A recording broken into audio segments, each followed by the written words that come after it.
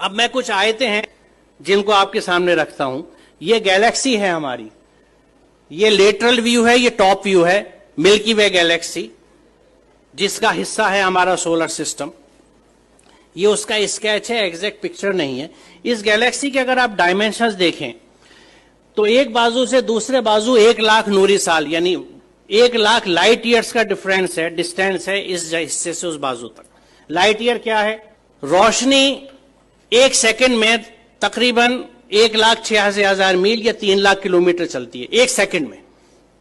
इसको 60 से मल्टीप्लाई कीजिए, 1 मिनट में रोशनी कितना चली, फिर 60 से मल्टीप्लाई कीजिए 1 घंटे में कितना चली। यहां तक आते ज्यादातर आपके कैलकुलेटर्स, कंप्यूटर्स फेल होने लगेंगे क्योंकि फिगर्स बहुत ऊंची चली गई। अब आप इसको 1 घंटे में आपने टाइम निकाल लिया कि 1 घंटे में रोशनी ने कितना सफर तय किया, इसको 24 से जरब दीजिए तो 1 दिन में रोशनी कितनी चली, फिर 30 से जरब दीजिए 1 महीने में कितनी चली, फिर 12 से जरब दीजिए तो 1 साल में कितनी चली। It will be N astronomical figure. 1 साल में रोशनी जितना फासला तय करती है, जितना डिस्टेंस कवर करती है, उसको 1 लाइट ईयर या 1 नूरी साल कहा जाता है। तो ये कितना फासला होगा आप अंदाजा लगाइए। और सिर्फ इस गैलेक्सी के, इस कहकशां के, ये मिल्की वे जो दूधिया कहकशां है, इसके एक बाजू से दूसरे बाजू आने के लिए आपको 1,00,000 लाइट ईयर्स चाहिए। यानी रोशनी की रफ्तार से अगर आप चलें तो 1,00,000 साल में इस बाजू से उस बाजू तक पहुंचेंगे। यहां अजमत का एहसास होता है अल्लाह ताला की। और ये मिल्की वे जो एक गैलेक्सी है, ये ऐसी एक गैलेक्सी नहीं है, बल्कि there are millions and millions of these galaxies पूरी कायनात में।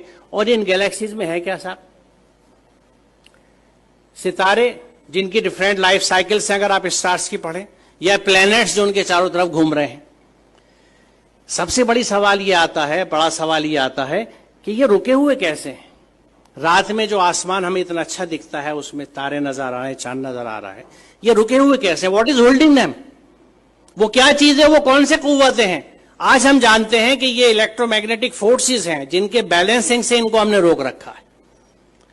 It is just phenomenal.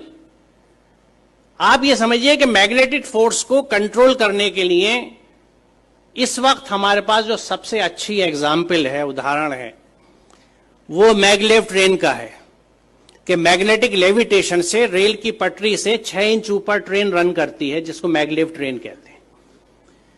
उस मैग्नेटिक लेविटेशन से एक ट्रेन को सिर्फ हमने 6 इंच ऊपर उठाया है। और इन प्लैनेट्स का जो billions and billions of stars and planets और सूरज हैं, सितारे हैं, ये किस तरह से बैलेंस किए हुए मैग्नेटिक फोर्सेस के साथ। ये कितना जबरदस्त कैलकुलेशन है, कितना जबरदस्त हिसाब है। और इसको जब आप समझते हैं और सूरह रहमान की उस आयत को देखते हैं कि बस समा रफा व वज़ल मीज़ान, तो बात समझ में आती है कि उसने आसमान को बुलंद किया और एक तवाजुन कायम कर दिया।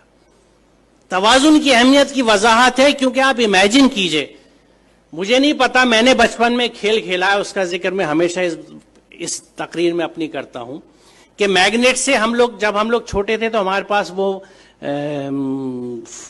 मोबाइल फोन्स नहीं थे या स्मार्टफोन्स नहीं थे जो आज आप लोगों के पास है। हमारे पास क्या होता था? टूटी हुई चूड़ियां होती थी, सिगरेट के पैकेट होते थे, माचिस की डिब्बियां होती थी, माचिस की तीलियां हुआ करती थी, और इन चीजों से हम खेल डिवाइस किया करते थे अपने लिए।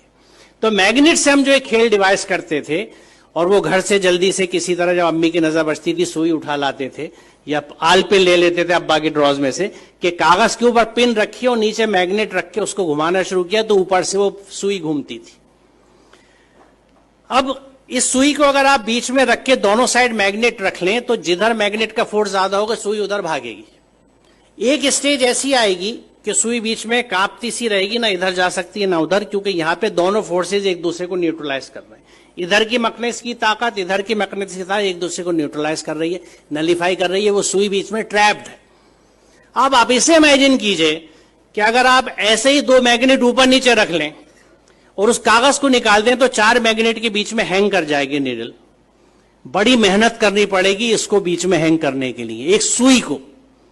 अब इमेजिन कीजिए इस यूनिवर्स को, जिसमें कितने millions and billions of planets इसी मैग्नेटिक फोर्सेस के इंटरप्ले की वजह से, एक बैलेंस की वजह से हैंग कर रहे हैं। जो इसको समझ सकता है वो खालिक की अजमत को समझता है, वो परमात्मा की महात्मा को समझ सकता है, महानता को समझ सकता है, अल्लाह ताला की अजमत को पहचान सकता है। और उस वक्त वो कन्विंस होता है कि जब इस पूरी कायनात में अल्लाह के कानून चलते हैं तो मैं उसके कानून को किस तरह से एक जुज़दान में लपेट के बिना समझे ऊपर रख सकता हूं और उसको फॉलो नहीं करता।